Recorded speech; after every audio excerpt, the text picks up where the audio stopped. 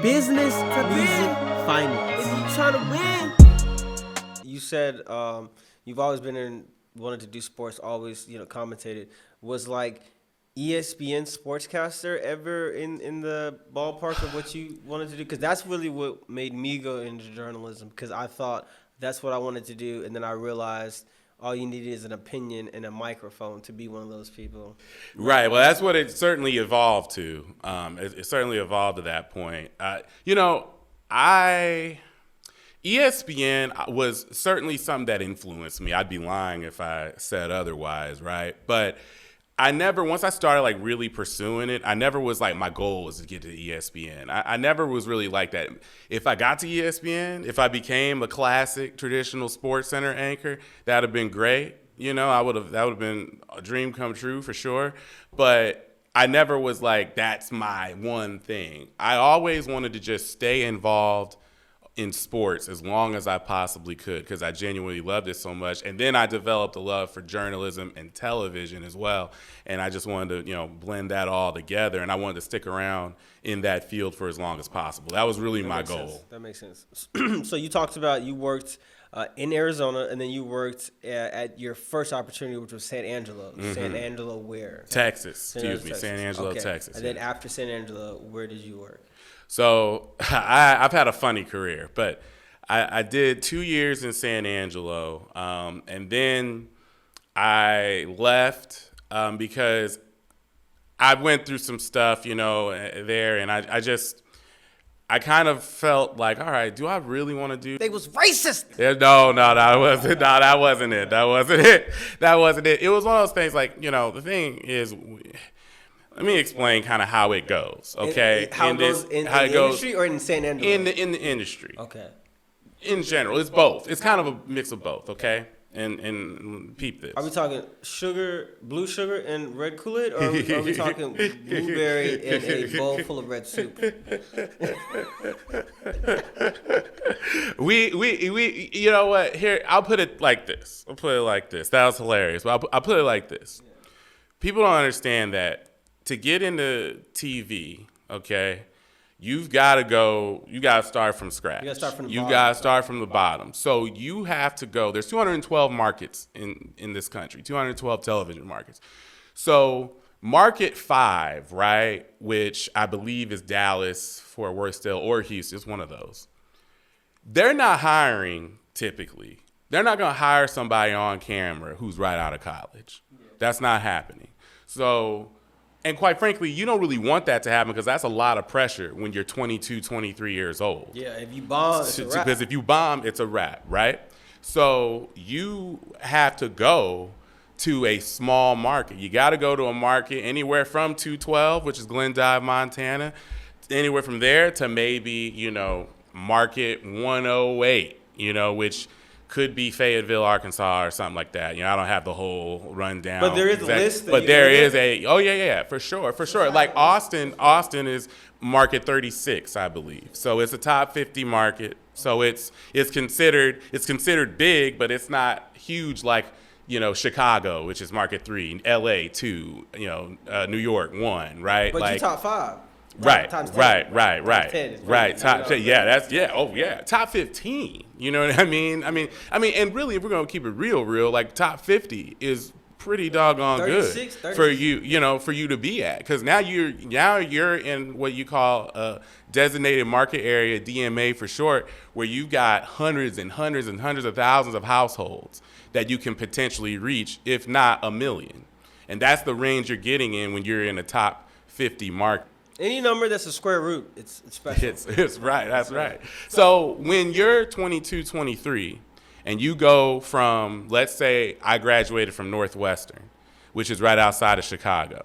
Say I go from Northwestern to Alpena, Michigan, which is like market 2 something, I believe, 204 or something like that. That's a huge culture shock. That's a huge adjustment for you to make. Right out of college, young, starting your career, you're a professional now, and now what you've been studying and what you've been working on, as an intern, as an undergrad, that's now your job. That's now going to pay your bills. It's speaking of pay, you're not getting paid very well. You're making really low. When you start from the bottom, there's right? not many jobs that will allow you, unless it's those of the doctor, of the lawyer, and you've been doing multiple years. Yes. Of the college exactly. after your undergrad to get to that point. So I get what you're saying. Exactly. And when you're living in these small towns, there's not as many people there, so the cost of living is lower, but you're really getting paid super low. I mean, like, it's pretty low, like below poverty line stuff. But the balance is, and I'm not excusing it at all, it's terrible. I'm just saying the balance is, and the excuse is, well, you're living in a real small place, so your rent's not going to be as high as it would be somewhere bigger. You know, things around aren't going to cost as much. This is what they told you? This is what you learned? This is what they tell you and you learn. Like, it's both, because it's a fact. These are facts. They're just giving you facts, but these are facts. Like, my rent in San Angelo, my first go-around, and even my second go-around there, my rent was nothing compared to my rent here. Now, granted, Austin's very expensive. What was your rent in San Angelo? The first one was all bills paid, mind you, $565 a month. What year was this? 2011, 2012. Pretty good. $565 a month, all bills paid, but I was making $17,000. My first year, I made $17,000. Second year, I made $18,000. So yeah, I could pay my rent and all that, but I wasn't balling at all, right?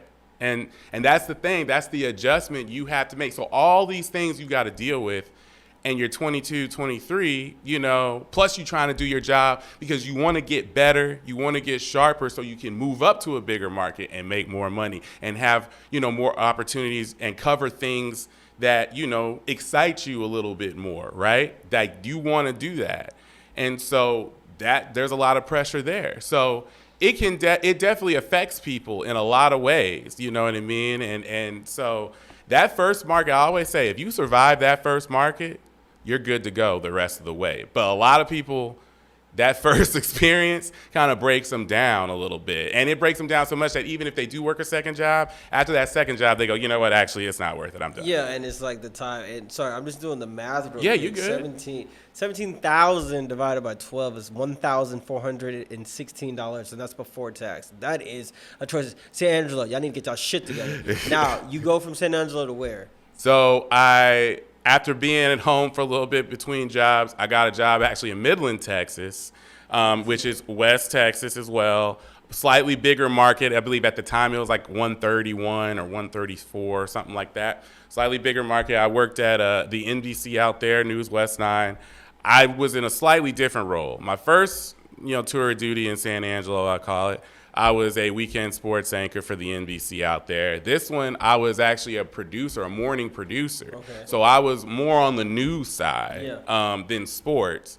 But they let me kind of do a sports cast because basically it was like, well, you've got experience on camera. The news director liked me a lot, you know, but there was just not a space for me to get into the sports department at that time. But he was like, if you want to come here and you produce the news, but you do your own sports cast, you know, for our morning show, you go right ahead. And I did, just to keep that muscle sharp. It was more work. It was tough, but I did it to keep that muscle sharp. But working those hours, you were a morning producer. Our show started at 5 a.m., ended at 7 a.m. So I worked overnight. So I got to work at 10:30 p.m., and I left at 7:30 a.m. every day. That was a beatdown. That was tough. So I only did that for about 4 months. Someone at the CBS in San Angelo got fired. My news director reached out to me and was like, because I had just been tired and, you know, I had friends still there who were, you know, I would talk to. And the news director was basically like, look, I heard you looking to get out. There's an opening here if you want to come back. Opening where? In San Angelo, back in San Angelo. So I went back, bigger role, more money. Not amazing, but more money. But the thing was, it was kind of like a reset to me because I became sports director there, and I was able to do everything I wanted to do. Like my vision, it was my vision. So I said, you know what? I know exactly what it takes to get to a bigger market. So every day I'm going to work toward that, and no one's going to be able to tell me nothing because I'm the sports director.